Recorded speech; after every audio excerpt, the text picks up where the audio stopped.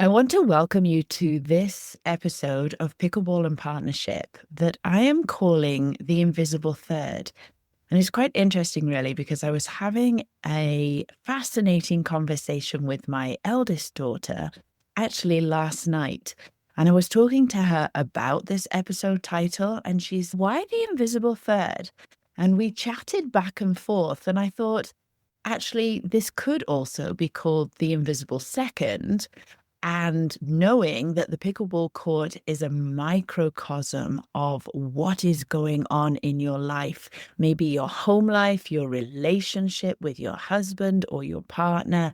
So this is why I'm calling this episode The Invisible Third, thinking about playing with your doubles partner in pickleball, thinking about playing life with your partner. And that could be your spouse, that could be your partner, your romantic partner, but it could also be perhaps the relationship that you have with your daughter or your son, your sister or your brother, your mother, your father, anybody who you are in a relationship with. This episode is dedicated to you, and I am calling it The Invisible Third.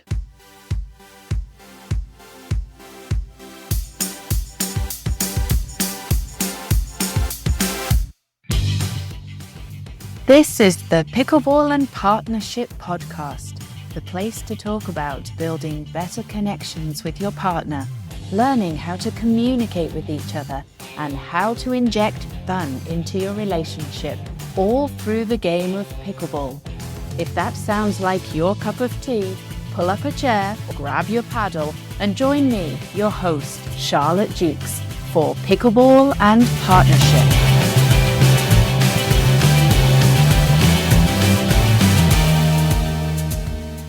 Before we start, I just want to give two really important special shout outs. One is to my dear friend, Julie Jo Hughes, who is just adorable. Her podcast is amazing. If you haven't listened to it, please do. And I met her for the first time last year. She is just beautiful. And her podcast, Star Potential, is amazing if you haven't listened to it. But I wanted to give a shout out to Julie Jo Hughes because she listens to my podcast episodes and her husband laughs at her because she often says, "Yes, the Pickleball podcast is deep," and it brought me to tears. So I love you for mentioning that, Julie Jo Hughes. And the other person, a shout out to Kathy Morrison, who listened to last week's podcast episode about my mum, and she sent me the most beautiful message and let me know that the episode got her thinking about her mum, remembering her mum, and the synchronicities that happened with her and her sister, and things that I was talking about last week with the relationship with my mum and my mum's diagnosis and her passing. And then Neil and I finding out that we were pregnant with our first baby. So shout out to Julie Jo Hughes and Kathy Morrison. Thank you so much for listening. Okay, let's jump in here. Welcome back to the Pickleball and Partnership podcast.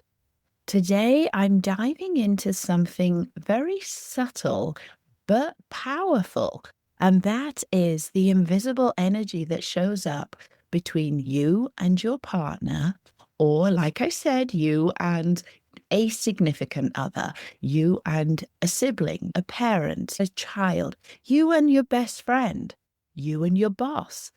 So whether you're in the kitchen, pickleball style, or whether you're in the kitchen at home, this is something that we're going to talk about. So I just want to ask you something. What if it's never just been the two of you on the court? What if it's never just been the two of you at home, in the kitchen, in the bedroom? Yes, I said it. I'm English and we don't talk about these things, but I said it. What if there's always a third presence, something unspoken, unseen, that's actually shaping your communication and your flow and your connection with that other person? And this episode is about what I call the invisible third. So it might actually not be a person. It may be something like an old story that you're carrying, a wound, an expectation that one of you has. But sometimes it's something sacred.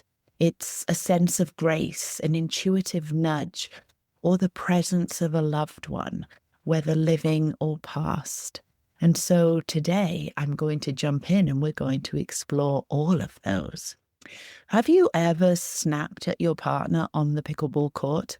Or have you ever snapped at your partner in the kitchen at home and realized later it actually wasn't really about them? Maybe they missed a shot and suddenly you feel flooded with frustration. Maybe they didn't take the garbage out and you feel this sense of infuriation rise up from the pit of your belly, up into your throat, and it just fires itself out into the situation. In that moment, you find yourself being completely reactive to the situation. But when you sit with it, you realize that what got activated was something much, much older. Maybe it was a fear of being unsupported or a belief that you always have to carry the team. If I don't do it, it doesn't get done. It's all on my shoulders. I have XYZ to do, and it's me that has to do it.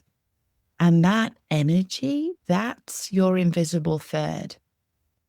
So psychologists actually call this emotional transference. When we project past experiences onto present day people, that's emotional transference. Our brains, they're actually meaning-making machines. Our brain, our ego, constantly wants to make sense of every situation. It's constantly trying to predict safety. So if your nervous system learned that mistakes mean punishment, it may bring that old fear right into the kitchen at home, into the kitchen on the pickleball court, onto the pickleball court, or whatever activity it is that you're doing with your significant other, shall we say. And it's interesting because when I say that mistakes mean punishment, that was definitely my experience. And I want to share this, not to place any blame, not to place any shame on myself or my dad, but he grew up in an environment where there was punishment. He only knew punishment, and maybe his dad before him only knew punishment. I don't know. My dad has passed away. He was quite young as well, actually. He passed away a few years after my mum did. And he, at the age of 60, he was diagnosed with Lewy body dementia, which was, I find so interesting because he worked for the BBC all of his life, the British Broadcasting Corporation in England. And he spoke so eloquently. He commanded a room. When he spoke, people listened. He had this presence about him, and his voice was really one, I loved it. I could listen to him talk forever. I remember just sitting and looking up at him and listening to him talking and listening to him talking on the radio. And it was just beautiful. So it was quite interesting that he ended up with a very early onset dementia that really took his voice and took his presence away from him. But maybe that's another episode. My dad grew up in an environment where he was punished a lot. I know he didn't feel loved. I remember him telling me stories about being sent away to boarding school and not feeling that love from his parents. And that's my perception as a child, as him telling me these stories, that's my perception. And so I just want to convey here that I'm not sharing any of this to place blame or to point fingers. I'm not. I'm sharing my experience. My experience growing up was that my dad was very sad and felt unloved. And not to make an excuse for him, but when I made mistakes, I was punished. I was not given room to grow, to expand, to see it as a stepping stone into pivoting or moving forward in a different way. I was punished. And here's an example. This sticks with me. Every summer, we used to go on holiday to a beautiful place called Charlotte in England on the coast. And we would pull our little caravan, and the five of us would go for 2 weeks. And sometimes we would, actually, I think more often than not, we would meet up with my grandparents, my dad's mum and dad, and sometimes his younger brother. And sometimes his younger brother would come with whoever he was dating at the time. And we would all camp together on this campsite in Charmouth. And I used to love it. We played outside. We were in the sun all the time. We were at the beach. I just loved these 2 weeks. It really signified freedom for me. So every year I was excited to arrive at the same campsite. I was very familiar with it. And one year we arrived, and I think I would be maybe 9 years old, 9 or 10. And I was so excited. And my brothers were so excited. And my dad would pull up at the office, and he would get out and he would go and check the booking and find out exactly what site we were in. And this one year, I don't even remember if I said anything to my mum, but I leapt out of the car as soon as it stopped, as soon as my dad had got out to go and confirm the booking. And I ran off to go and find all the exciting, familiar places. I think there was something going on at the campsite. Yes, because I remember standing at the edge of this circle and watching whatever was happening.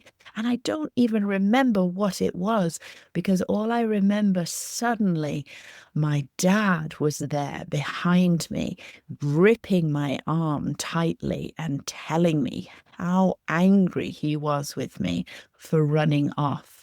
And I didn't have a chance to explain my excitement. And yes, I get he was fearful. Suddenly I wasn't there. There was a big crowd. He had lost me.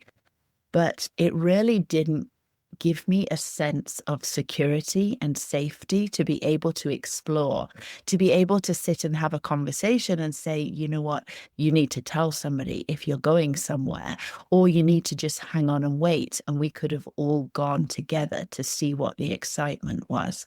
And so I really felt this sense of I couldn't trust myself. I couldn't explore. And I was punished for that mistake.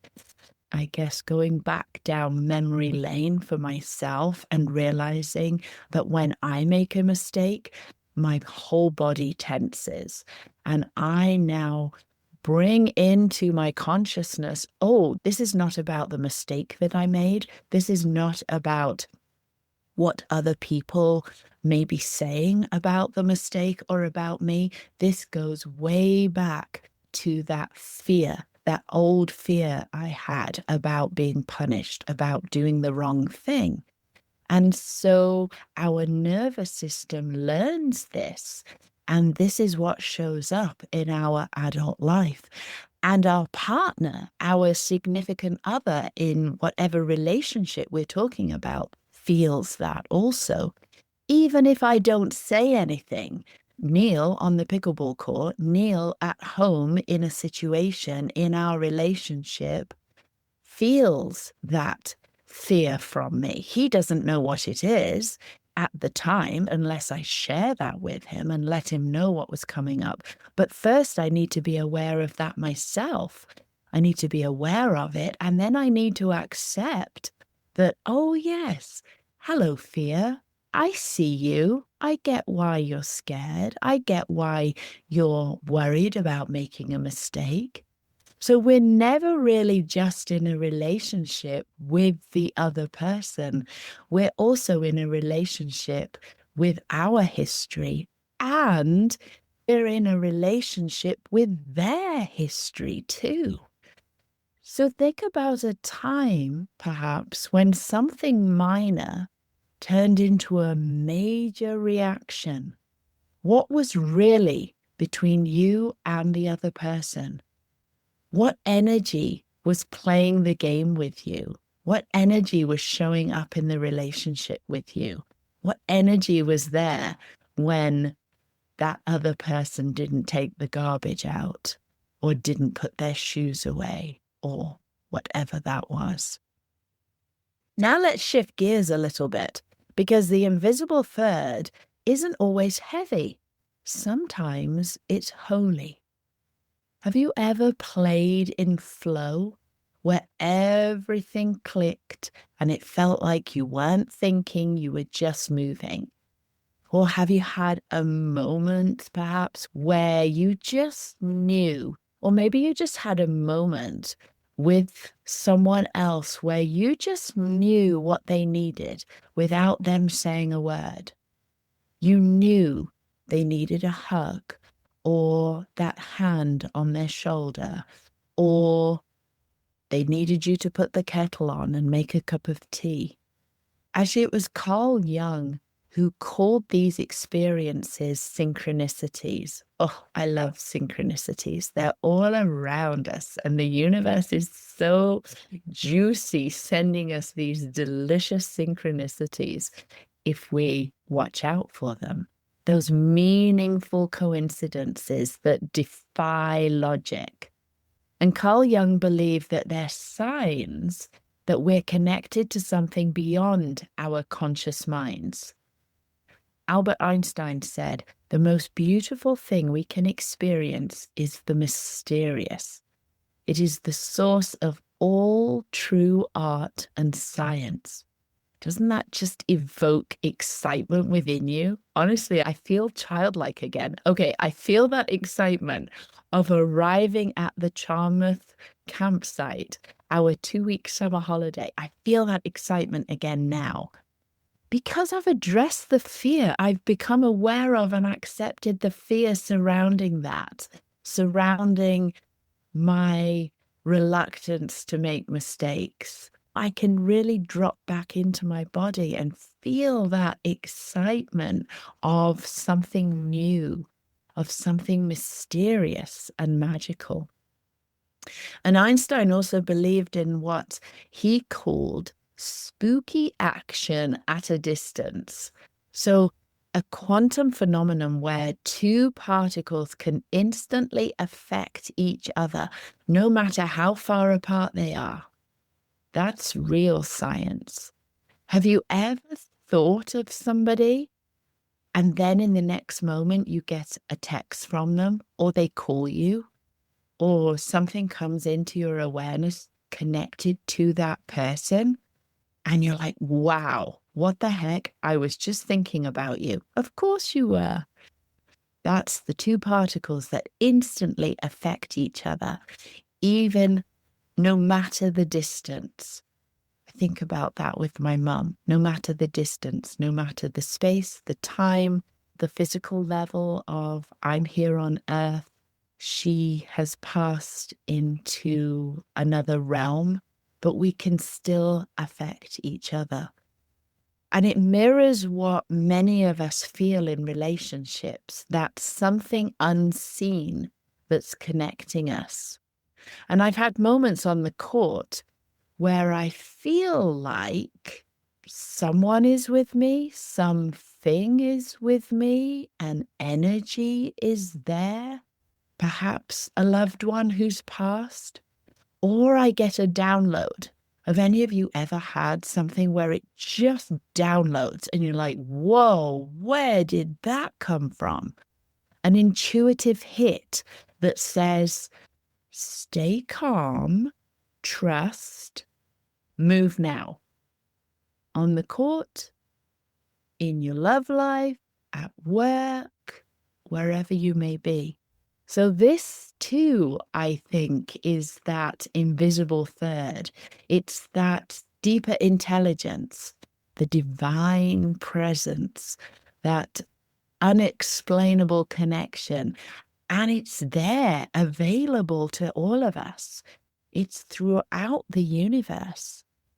Was it that episode I was talking to Siri? Yes, Siri Baruch Thornton. Amazing episode. And I was talking about connecting with the fairies at the bottom of the garden when I was 3-4 years old. It's that, that deeper intelligence, that presence. And it is available to all of us. We've just forgotten. We've just forgotten that it's there, that we can connect to it, and that it's there to fill us, to guide us, to support us. So let me ask you this. When have you felt support from the unseen? Who or what have you felt with you, especially perhaps in moments of clarity or courage? Once we recognize the invisible third, we get to choose what energy we allow to play with us. Oh my gosh, this is so exciting. This is so exciting. It's that child excitement, that child energy again, that we forget. We forget we can connect to it. Oh my gosh, I had forgotten for so many years how to connect to that. And it's just so exciting. It's that moment when you wake up in the morning and connect to something so much bigger than ourselves and really tap into that energy. And perhaps we snuggle down a little bit tighter, a little bit deeper into our pillow or our duvet. And we're like, oh my gosh, yes, this is contentment. This is joy. This is the feeling I'm carrying into my day every day.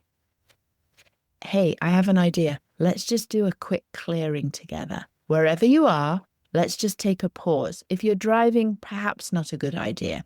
But if you're in a safe place, let's just take a pause and let's breathe together. Deep inhale. Hold it at the top. And then exhale. Now, if you play pickleball, let's imagine that you're standing at the baseline on the court. If you don't play pickleball, first question, why aren't you playing pickleball? Go out and try.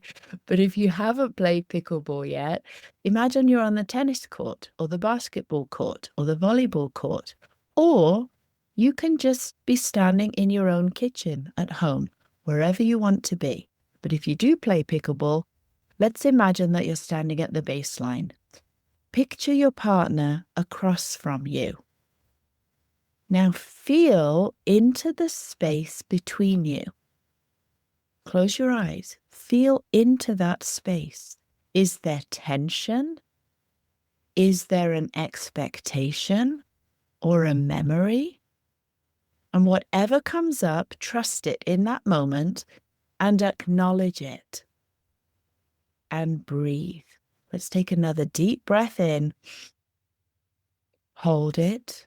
Acknowledge whatever is there. And exhale. Now imagine clearing that space. So you could wipe it clean like a chalkboard.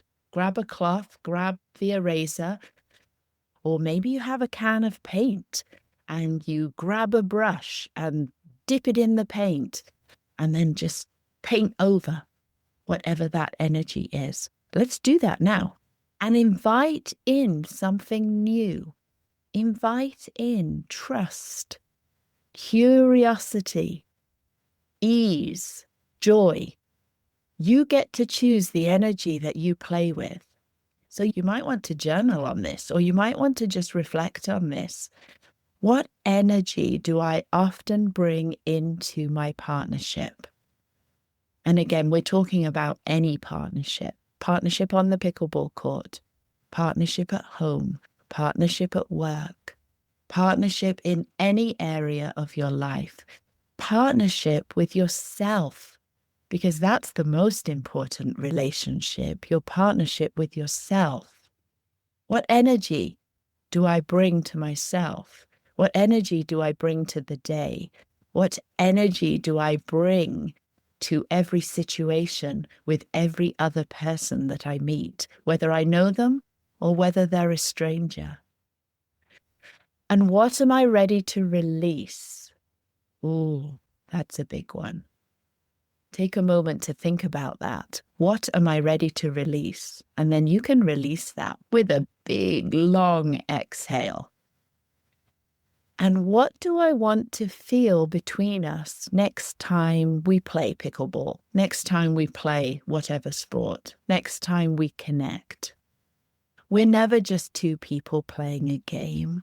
We're never just two people in a relationship.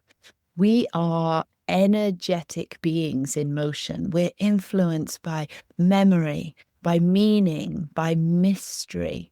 But the more conscious we become, the more intentional in every part of our life, the more intentional in our game and in our relationships. So I leave you with this. What invisible energy have you been playing with, and what do you want to invite in instead? The choice is yours, and you can try on anything. Imagine you're going into your closet now, and there is a full rack of all emotions, and you get to choose.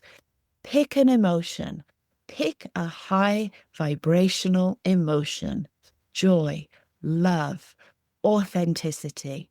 Whatever you want, and try it on. Put it on as though you're trying on a coat and really feel into it and see what that feels like. Really experience it. Open up all of your senses and feel it, taste it, touch it, smell it, listen to it, and really try on different emotions. And think about what you want to invite in instead. And that closet is available to you every single day that you wake up. Every single moment of that day, go into that closet in your imagination. And the brain doesn't know the difference between real and imaginary. Go into that closet, pull off the rack that coat or that jacket or that beautiful shimmery dress of whatever emotion, whatever energy you want to feel, and try it on. I would love to hear your stories. Message me on Instagram or Facebook, or send me a voice note.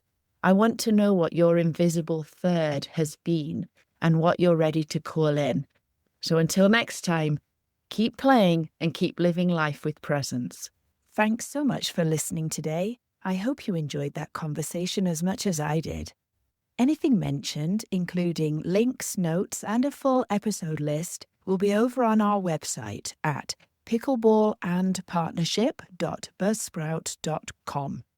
If you got something out of this episode, be sure to follow or subscribe to Pickleball and Partnership on Apple Podcasts, Spotify, or wherever you listen, so that you are notified of new and upcoming episodes.